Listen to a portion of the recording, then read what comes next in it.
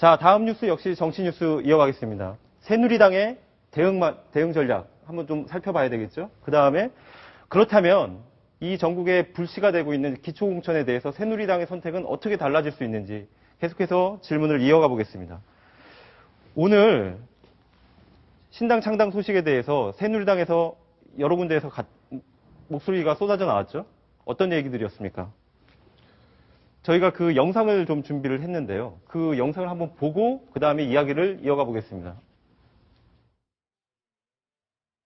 불과 얼마 전까지 민주당은 공천 유지를 회귀하더니 안철수 위원장의 협박에 다시 무공천으로 유턴했습니다.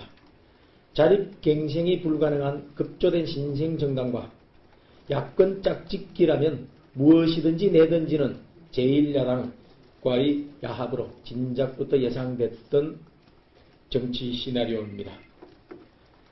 김한길 대표는 안철수 포장지 한 장 값에 제일 거대 야당을 팔아버렸고, 안철수 의원은 대권 후보 한 자리 값에 잉태 중인 신당을 포기해버렸습니다.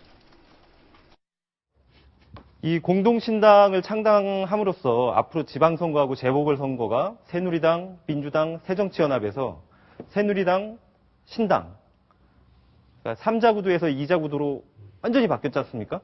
민주당, 그러니까 새누리당에서는 어느 정도 예상을 좀 했을까요?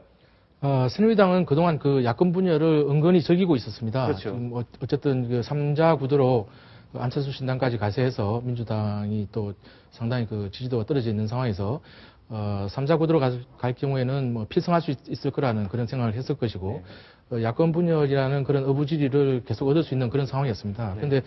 오늘 아까 당 윤상현 수석 부대표 얘기를 들어보면 아시겠지만 뭐 야합이다 이런 표현을 썼죠. 그러니까 그런 얘기 나오는 거는 너무 지금 이 시기가 급히 다가왔다 하는 그런 황당함, 당혹스러운 그런 심정을 표현한 거라고 생각할 수 있습니다. 사실 6.4 지방선거까지만 하더라도 지금 구도로 가서 나중에 야당이 이제 패배했을 때 야당 내에서 야권 개편 목소리 나오고 그러면서 이제 다른 어떤 대안을 찾지 않았나 하는 그런 생각을 했을 건데, 이렇게 전격적으로 두 당에서 이제 창당하겠다는 그런 얘기를 했기 때문에 새누리당에서는 무척 당혹스러울 수밖에 없는 그런 상황입니다.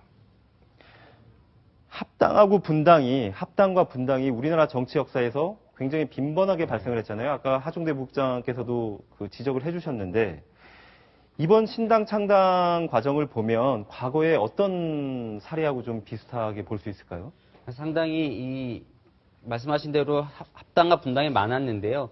이 제3지대 신당 창당, 이거는 이제 김대중 전 대통령이 상당히 많이 활용했던 이제 신당 창당 방법입니다. 어쨌든 이번에는 안철수 신당이 당 모양이 아예 없는 상태였기 때문에 합당이라는 게 사실상 거의 원래부터 힘든 상황에 제3지대 신당 창당이라는 게 나왔지만, 어쨌든 제3지대라는 거는 뭔가 새로운 시작의 의미도 있고요. 그다음에 새로운 사람을 언제든지 영입할 수 있다라는 또 그런 강점이 있거든요. 1995년에 새정치국민회의를 김대중 전 대통령이 만들 때도 민주당으로부터 나와서 본인이 가지고 있던 아태재단의 새로운 사람들과 외부 사람, 그리고 뭐 심지어 민주정의당에 있었던 이종찬 전 국정원장 이 세력까지 합치면서 새정치국민회의를 만들었던 전례가 있습니다. 그런 것처럼 좀 제3당은 좀 그렇게 새로운 이미지를 했을 때 흔히 즐겨 쓰는 창당 방법이라고 할 수 있겠습니다.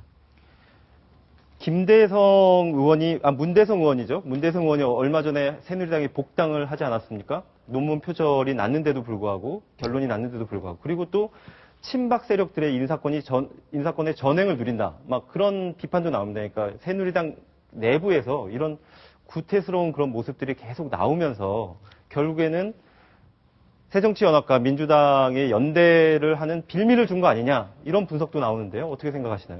뭐 일부 빌미 준 것일 수도 있겠죠. 네. 하지만 근데 이제 문대성 의원 복당이라는 그런 부분은 아주 좀 도덕성 이런 측면에서 볼 때 한 개인에 관한 얘기고, 이제 당에서 이제 그렇게 결정했다는 자체가 새누리당에서는 큰 흠집이 될 수 있는데, 네. 근데 이걸 갖고 이제 이런 상황으로까지 이어졌다, 그렇게 하기는 좀 어려울 것 같고요. 하지만 그 친박의 어떤 인사권 전행 이런 부분은 상당히 좀 그 비난을 받은 상황입니다. 네. 새누리당이 정권을 잡고도 지금 친박과 친이는 아직도 서로 원수지간으로 싸우고 있지 않습니까? 네. 그 친이 같은 경우는 완전히 이제 물론 이제 뭐 그 이명박 대통령 때 친박 쪽을 워낙 소외시켰기 때문에 그런 뭐 자연스러운 결과다는 그런 해석도 있지만 새누리당 내에서의 어떤 집안 싸움 이런 것은 국민들이 상당히 짜증스럽고 네. 여전히 그 구태에서 벗어나지 못했다는 그런 평가를 받았습니다. 그래서 크게 보면 그 새누리당에서 어떤 사분 오열되는 그런 모습들이 네. 새정치에 대한 어떤 갈망을 또 지피는 그런 계기가 됐을 수도 있습니다. 제가 보기에 네. 문대성 의원의 입당, 네. 뭐 이것도 조금 그 새누리당한테는 어떻게 보면 도덕성인 측면에서 상당히 좀 논란이 될 수는 있겠다고 보지만은 네. 이번 새누리당이 오늘 반응한 거에서도 볼 수 있듯이 네. 새누리당은 오늘 아주 격렬하게 아주 반응을 했지 않습니까? 그 가장 큰 이유는 야권이 분열돼 있을 때보다 합쳐져 있을 때 드디어 이제는 우리가 잘못하면 위험한 그런 위기가 올 수 있다. 네. 이런 생각을 했기 때문이라고 저는 보는데 여기서 가장 제가 보기엔 새누리당한테 곤란해지게 된 거는 하나가 뭐라고 생각하냐면요. 바로 여야의 구도가 네. 구정치하고 새정치라고 하는 그런 스펙트럼으로 나눌 수가 있다. 네. 즉 다시 말해서 그 전까지는 민주당에서도 바로 기초공천의 일부 특히 중진들이 기초공천, 정당공천 폐지 이거 안 된다 이렇게 얘기하지 않습니까? 그래서 상당히 새누리당이 그걸 기대하고 있었는데 그걸 아예 포기하고 안철수 의원 쪽으로 완전히 붙음으로써 기초공천, 정당공천 폐지는 새정치냐 아니면 구정치냐 하는 거를 나눌 수 있는 어떤 그런 하나의 어떤 핵심 이슈가 돼버렸기 때문에 새누리당으로서는 상당히 곤란하게 됐다. 네. 이렇게 말씀드릴 수 있겠습니다. 자, 여기서 하나 이거 짚고 넘어가야 될 것 같은데요.